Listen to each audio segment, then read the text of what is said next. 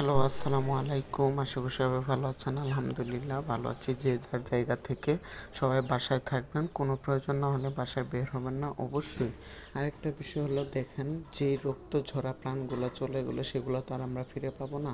তো বাংলাদেশ ঠান্ডা হোক, বাংলাদেশ শান্তিতে থাকুক, বাংলাদেশের মানুষজন ভালোভাবে থাকুক, এটা আমরা সবাই চাই যে যার জায়গা থেকে।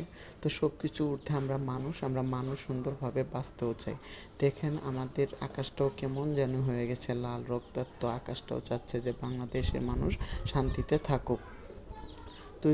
আমরা কোথাও বের হতে পারছিলাম না, বাসায় একটু হাঁটাচলা করতেছিলাম আর এগুলো আমরা দেখতেছিলাম যে কি করা যায়। তো আমার ভাগ্নি একটু ব্যথা পাইছে বাসায় থাকতে, শয়তানি করে প্রচুর, তো জানেনি ছোট মানুষ অনেক দুষ্টামি করে, তো ওকে একটু মেডিকেলে নিয়ে গেছিলাম চেক আপের জন্য যে হাতে কোনো রকমের ব্যথা পাইছে কিনা। তো আকাশের দিকে তাকিয়ে দেখতেছিলাম, আকাশটাও কেন জানি রক্তাক্ত হয়ে গেছে।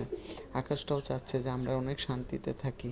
তো আমরা যে যার জায়গা থেকে একটু শান্তিতে থাকতেই ভালো। তো একটু আমরা বিকেলে আমাদের বাড়ির পাশে একটু সুন্দর খোলা জায়গা আছে, সেখানে আমরা একটু হাঁটতে বের হয়েছিলাম।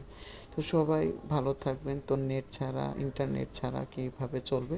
তো আমরা একটু বিকালে নাস্তা বাহিরে যেহেতু গিয়েছিলাম, তখন আমরা কিছু ব্রেড নিয়ে আসছিলাম। তো ব্রেড দিয়ে হালকা চিনি দিয়ে, ডিম দিয়ে এই ব্রেডগুলা ভাজা হয়েছে। কে কে এরকম করে ভেজে খান সেটা অবশ্যই কমেন্ট করে জানাবেন।